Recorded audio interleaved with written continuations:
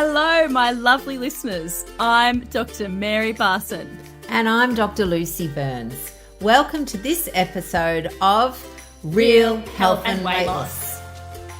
Hello, lovely listeners, and hello, Dr. Lucy. How are you this fine morning? I am wonderful, Dr. Mary. I have had the most beautiful sleep after a few rough nights earlier in the week, so it's always lovely to get a restorative sleep. But you sound a little croaky. What's happening? I have laryngitis. I've got an upper respiratory tract infection. I've had my COVID test. It was negative. But yes, I'm quite croaky of voice, and I will be resting my voice for the rest of today, but I will be talking for this podcast. Which is very helpful because it is hard to do a podcast without talking. Yes, indeed. My interpretive dancing skills will not be helpful in this setting. Not at all. Not at all. So we've got a ripper topic to talk about today, and I think something that the listeners will relate very well to. It's a topic that we often refer to as food bullies, and we are going to dive into the area around food shame. So would you like to explain, Mares, to our listeners what we mean when we talk about those two concepts? Food bullies and food shame, really common.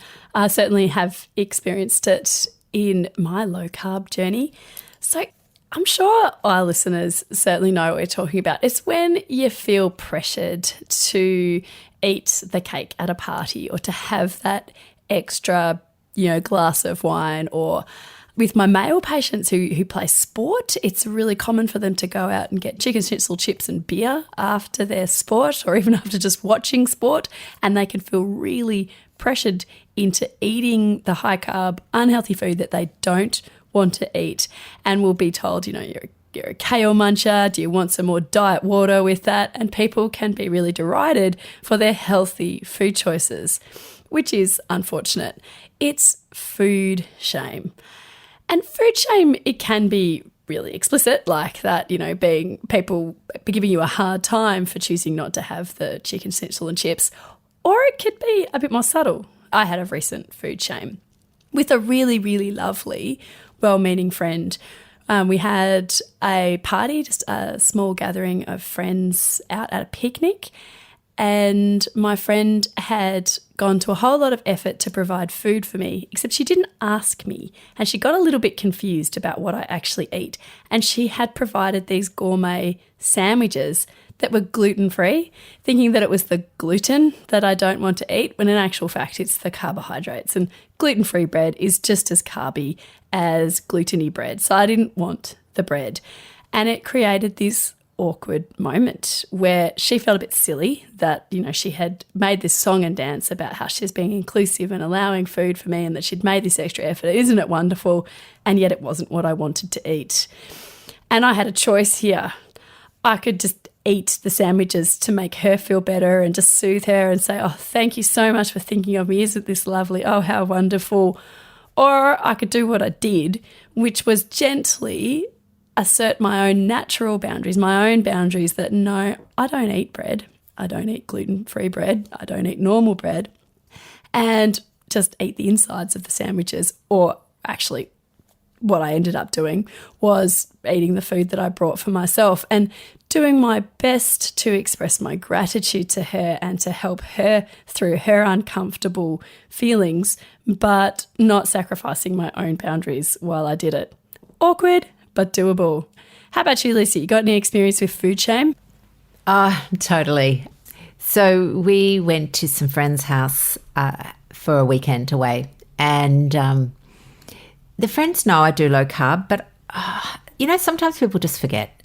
We'd bought a whole lot of food with us, including, some befores, which was cheese and salami and antipasto type things.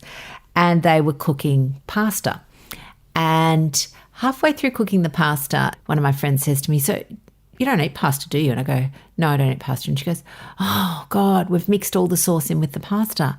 And I go, oh, it doesn't matter.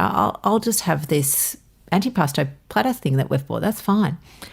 And my husband, it was interesting, my husband was the one that wanted me to not make a big deal. He goes, just eat the pasta. It's not going to hurt this once. Just eat it.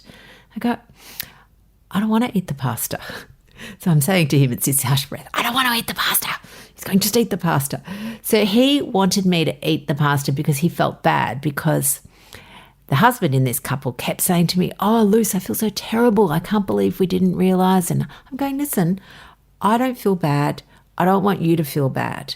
We're all here. We're enjoying each other's company. I'm not starving to death. I've got food. You've got food.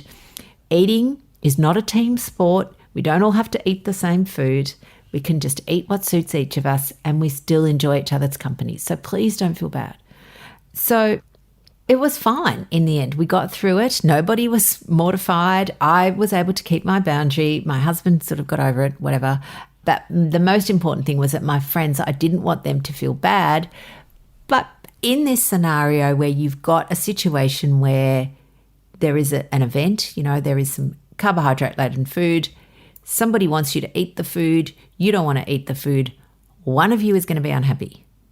Now, in my mind, it's my body. I'm the boss of me, so it's not going to be me that's unhappy. That's just how it is. They don't have to live with the consequences of being insulin resistant and eating a high-carb food, waking up fluffy and the carb cravings and all of the unpleasantness that can go on for the few days after eating a pretty carby meal. Yeah. So it gets easier. I think this boundary assertion, it feels really uncomfortable at first.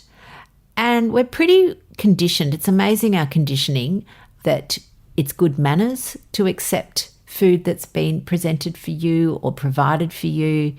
We're taught in childhood that, if you go to someone's house, you eat everything on your plate, that it's rude not to eat their food. So there's a lot of deep stories about what's acceptable and unacceptable. The question is whether that's the truth or not. And is it really rude to not accept food that doesn't serve you well? Or could we turn the tables and say, isn't it rude to insist that you do eat food that isn't good for you? These stories really do go very deep indeed. I mean, from an evolutionary point of view, we humans, we're tribal animals. We really, really want to fit in, and evolutionarily our survival depended on us being able to fit in with the tribe. We needed the tribe to survive. And so we can actually be quite terrified at one level to stick out and not be part of the group and not join in with the group, particularly when we are being pressured to. But it is only a story in our head. Our brains, they don't do it out of any sense of malice, but our brains do lie to us. They tell us stories that aren't necessarily true, and we can rewrite the stories in our head. Yeah. I think it's really interesting. It's, as a society, I'm trying to work out, and I can't quite work out why we do it, but as a society, we do often mock people for making healthy choices. And I was recently at an online learning event, and there was an MC, and she was great fun, and, her job was to keep everybody who was, sitting on Zoom for 8 hours engaged. And she, at the start, said, make sure you've got all your snacks here. And she actually said, there is no shame here. We're not going to shame people for your choice of snacks. So get your M&Ms. And then she said, but if you're a nutritionist or if you're a dietitian and you want to eat your boring kale, go right ahead. So the paradox here of we're not going to shame you for your snack choices, she went and exactly did that.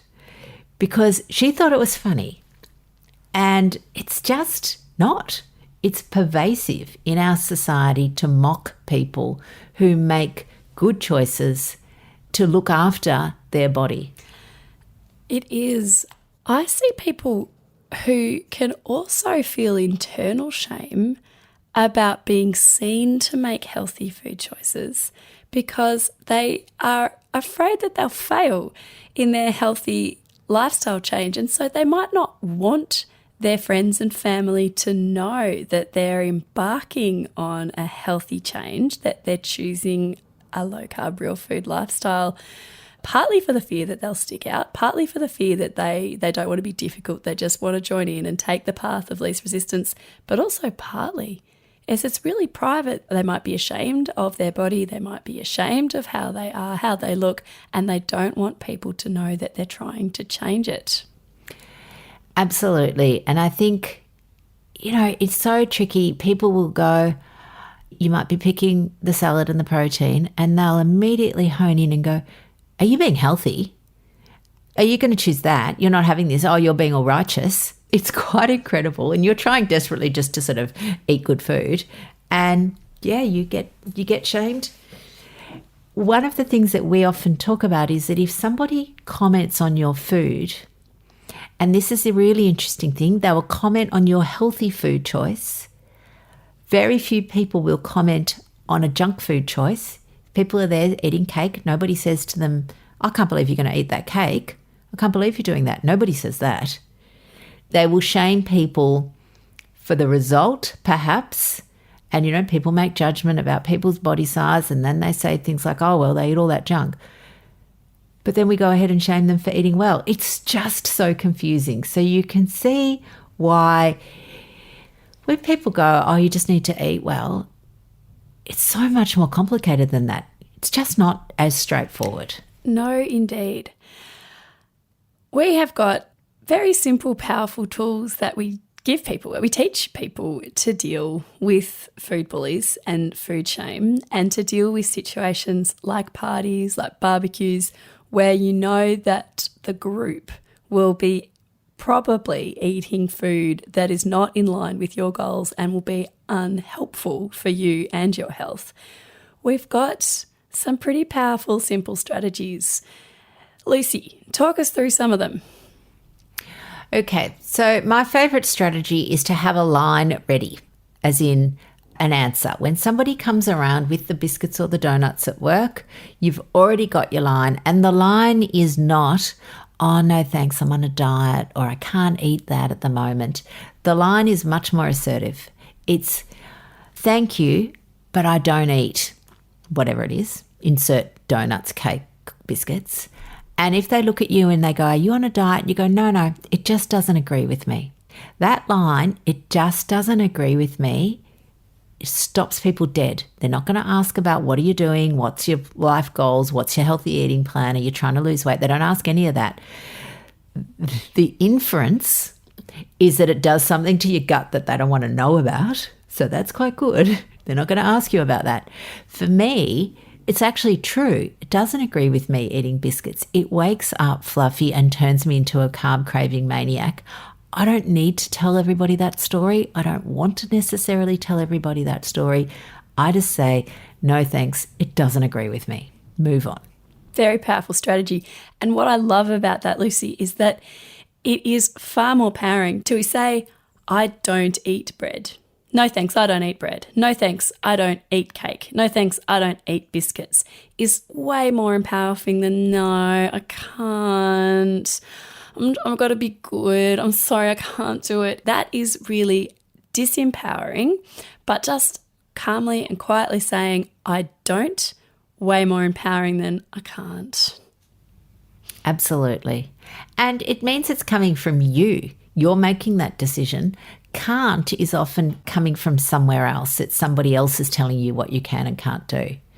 I learned that little trick from my vegetarian daughters who, would go to a barbecue and be offered a burger and they go, I don't eat meat. They're not saying I can't eat meat. They're just saying I don't. It was like a light bulb for me when I went, oh, I'm going to try that. It's very empowering.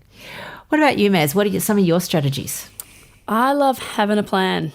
So if you're going to go into a situation where you know it might be a bit tricky, and for me, it is always the perennial problem of the tea room at work. I talk about the tea room at work all the time because my tea room at work is always filled with cakes and slices, and like good slices, like slices that people have made or bought from good cafes, as well as, crappier choices like processed biscuits. Just always, it's always there. So I have to have a plan about the tea room. But other situations when you know that you're going to go to a party, to a barbecue, to a social gathering, and there's going to be enticing food or going to be high carb food that you will be pressured to eat, and perhaps food that you have previously really enjoyed and food that you might be tempted to eat. Have a plan. Don't wing it. I wing things a lot. I'm a big fan of winging it in life, but in this circumstance, it's not a great idea to wing it. Go in with a plan, and your plan could be whatever you want it to be. Totally depends on the situation. If you know that there's going to be protein and salad, protein and veggies, your plan might be to just eat those. Your plan might be just to pick at the cheese platter without the crackers and the quince paste and to eat, the burger and the salad. Your plan might be to fast. Your plan might be to go in there and just not eat at all. Can be tricky depending where you're at with your low carb journey, but that's a reasonable plan. Your plan might be to bring your own food. That's good too. I did that with the picnic because I didn't know that anyone was going to try and cater for me. It was very nice that they did. They got it wrong. So it was good that I had my own food as a backup. Have a plan. And when you go in with a plan, it's also a good idea to do a bit of visualization beforehand. This is a trick that the elite athlete world has been onto for a long time, and we've talked about it before on the podcast, to visualize your plan. So the night before, when you're feeling nice and calm and you know that you've got this social event and your plan is to insert plan here, to bring your own food, to eat low carb food when they're too fast, whatever it is, and take 3 slow deep breaths so you get nice and relaxed. You activate your vagus nerve and your parasympathetic nervous system by breathing nice and slowly. And when you're just a little bit calmer, run through in your mind like a movie what you're going to do. Imagine yourself very calmly, politely, kindly, full of gratitude, saying, "No thanks, I don't eat cake. It doesn't agree with me."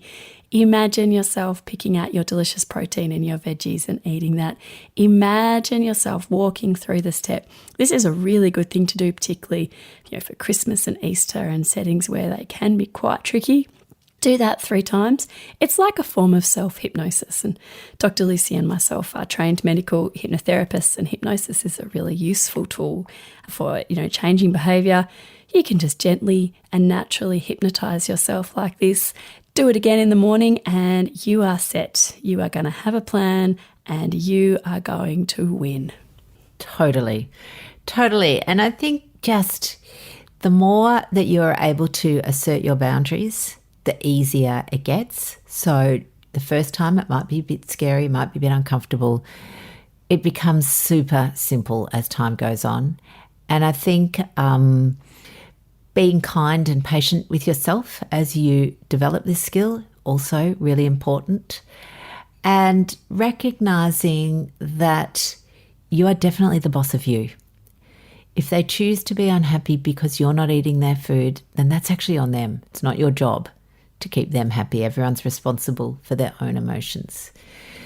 What you are responsible, lovely listeners, is for your body and your emotions. And you know what? I just think go and own that responsibility. Own it and don't let anyone else boss you around.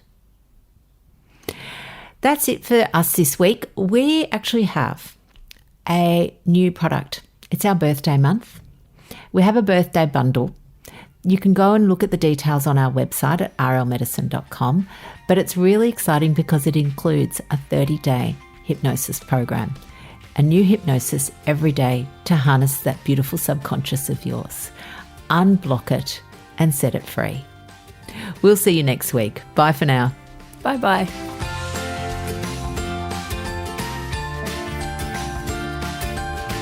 So, my lovely listeners, that ends this episode of Real Health and Weight Loss. I'm Dr. Lucy Burns. And I'm Dr. Mary Barson. We're from Real Life Medicine. To contact us, please visit rlmedicine.com. And until next time, thanks for listening.